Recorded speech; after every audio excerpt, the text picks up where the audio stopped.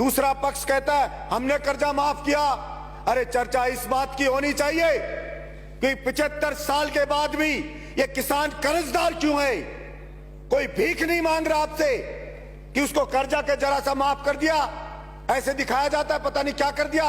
सभापति महोदय, जब तक उसकी फसल का दाम नहीं मिलेगा तब तक उसकी स्थिति सुधर नहीं सकती।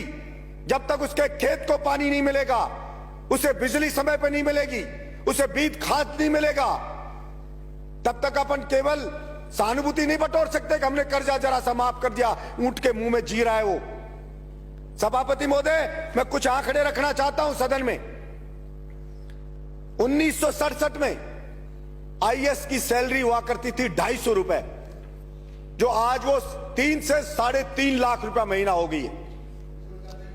और वही 1967 में डीजल होता था सभापति महोदय 20 पैसे लीटर, और आज वो 100 रुपए लीटर हो गया है। सभापति महोदय, सोना होता था 200 रुपए का 10 ग्राम 1 तोला, आज वो 60,000 रुपए हो गया है। और गेहूं था 70 रुपए का क्विंटल, जो आज 1800 रुपए क्विंटल में बिक रहा है। यानी कि आईएएस की बढ़ोतरी सैलरी में कितनी हुई? 1500 गुना।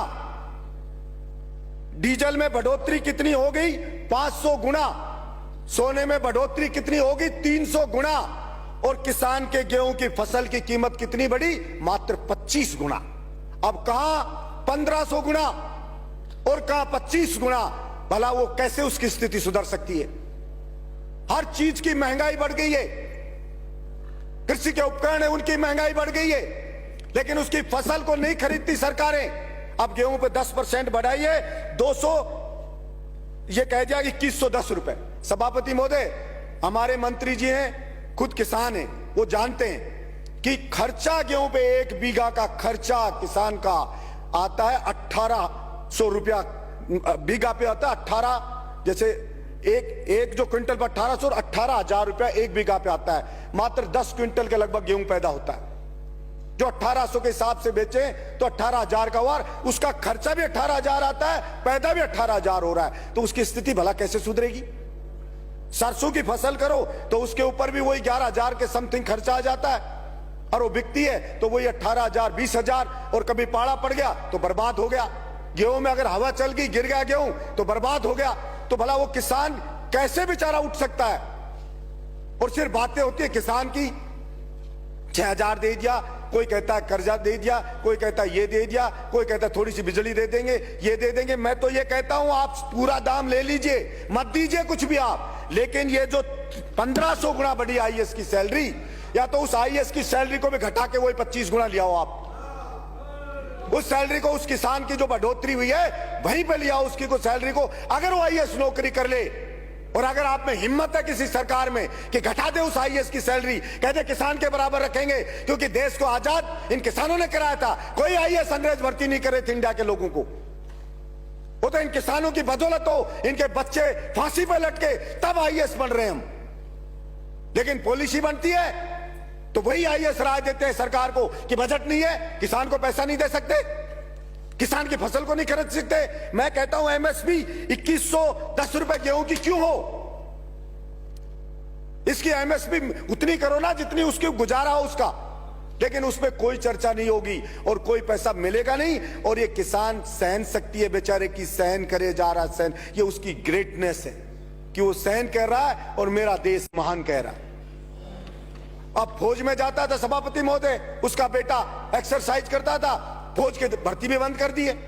पुलिस में जाता था सभापति महोदय, दौड़ भाग करता था, खेत में काम करता था, फिजिकल फिट होता है, मजबूत होता है, बहादुर होता है, दौड़ भाग करके पुलिस कांस्टेबल बन जाता था। कोई मिलिट्री में जाके, अब मिलिट्री का भी बन, पुलिस कांस्टेबल में आईएएस जैसा पेपर पकड़ा देते हैं। उसकी फिजिकल फिटनेस को कोई देखते ही नहीं है।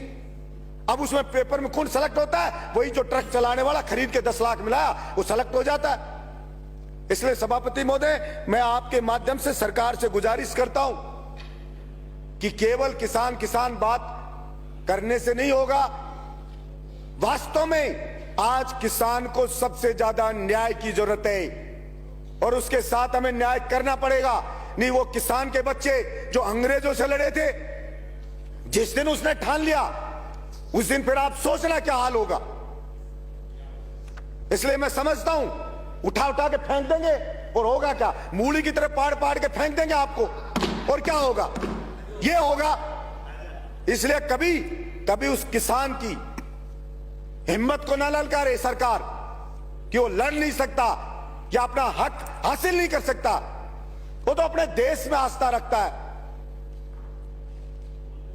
तो सहन करे जा रहा है। और ये सभापति महोदय, मैं बात करूंगा जैसे आवारा पशुओं की, ये एक बड़ा आंदोलन इन आवारा पशुओं के लिए भी होगा।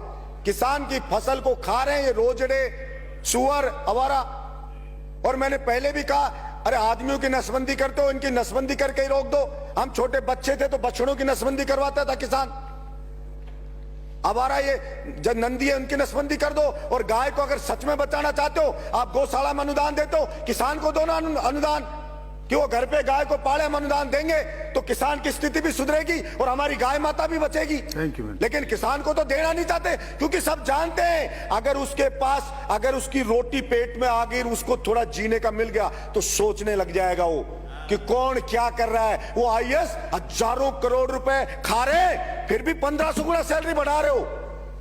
जाके देखो एक आईएएस बनता है तब क्या घर होता है उसका, और 5 साल बाद देखो उसके बच्चे मर्सिडीज में घूमते हैं, विदेश में पढ़ते हैं। क्या कभी सरकार ने पूछा है कि कहां से आ गया है पैसा?